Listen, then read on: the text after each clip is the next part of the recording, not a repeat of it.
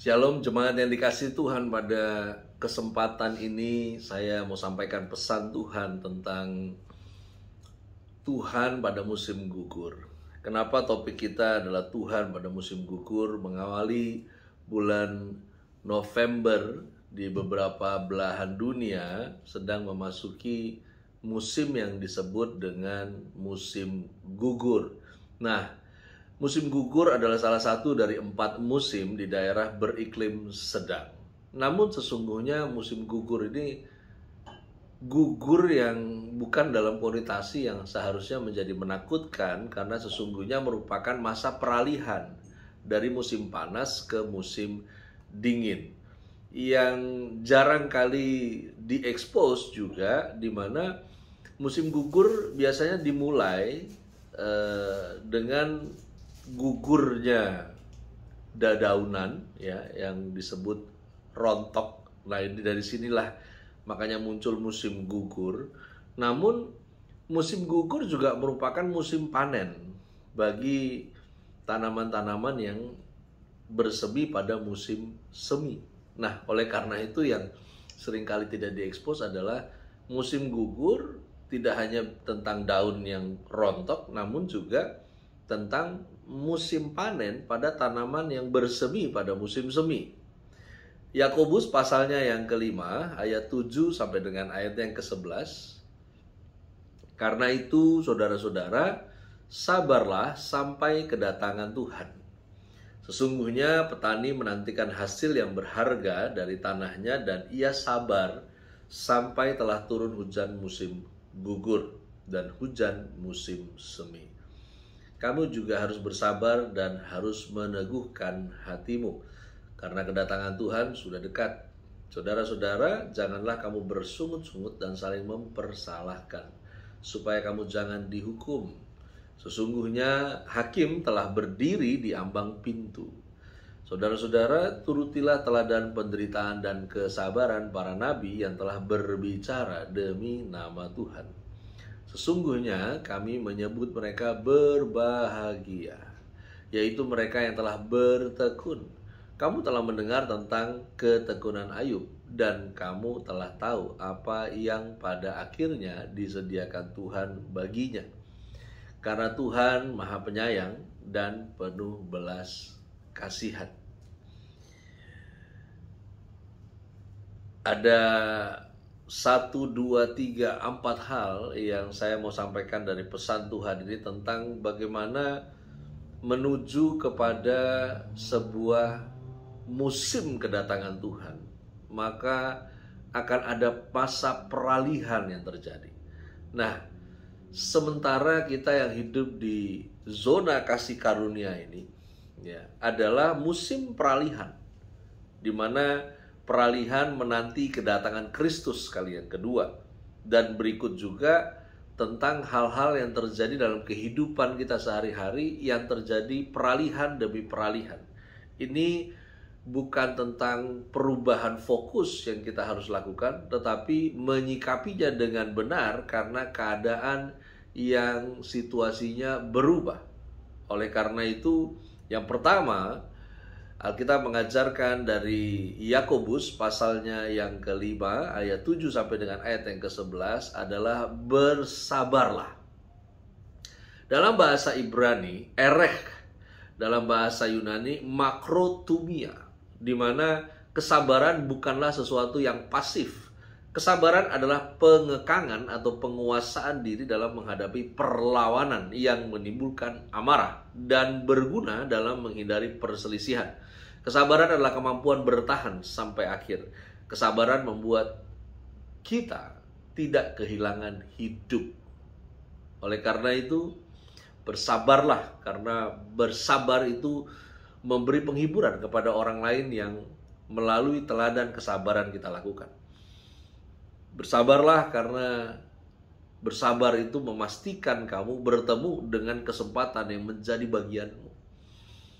Karena sesungguhnya berkat tidak pernah salah alamat.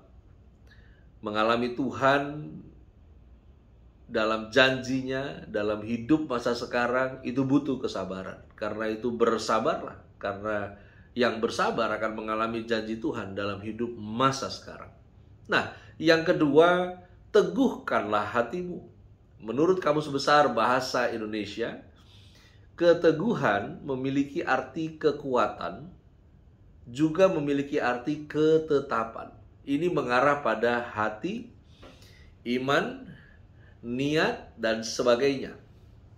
Teguhkan hatimu, karena tidak semua berjalan seperti apa yang kita harapkan. Karena sesungguhnya pengharapan kita tidak kita taruh pada apa yang kita harapkan, tapi harapan kita taruh pada sumber pengharapan kita, yaitu Kristus.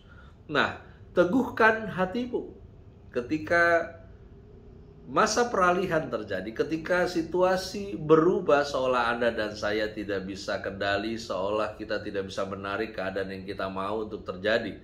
Oleh karena itu, teguhkan hatimu. Selesaikan urusan satu persatu sesuai urutan prioritas.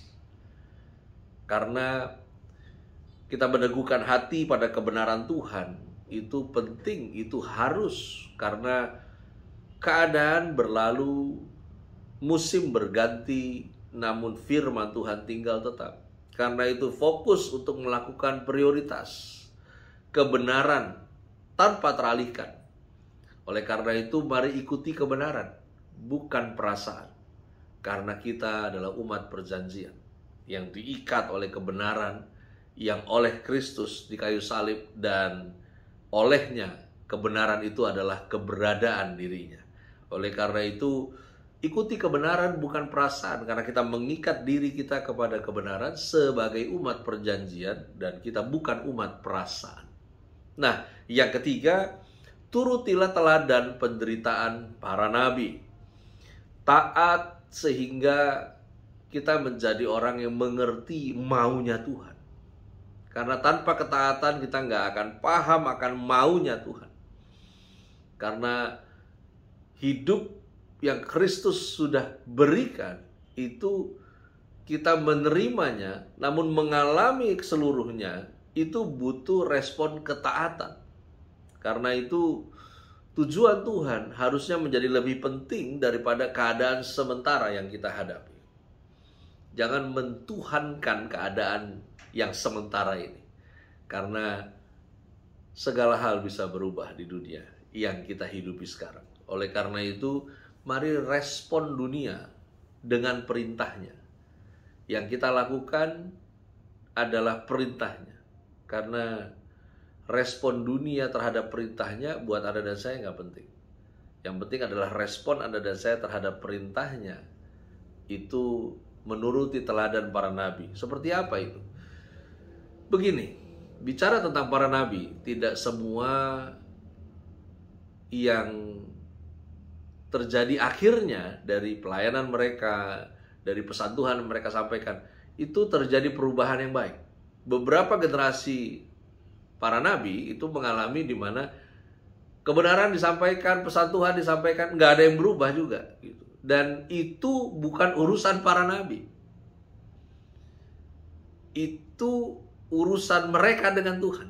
Nah, karena itu jangan terbawa pada musim, pada pergerakan dunia, karena Anda dan saya akan punya filosofi yang terbolak-balik dari kebenaran. Lu baik, gua baik. Lu jahat, gua lebih jahat. Tuhan gak pernah ajar Anda dan saya seperti itu. Oleh karena itu, mari pahami bahwa responnya dunia terhadap perintah Tuhan itu bukan urusan Anda dan saya.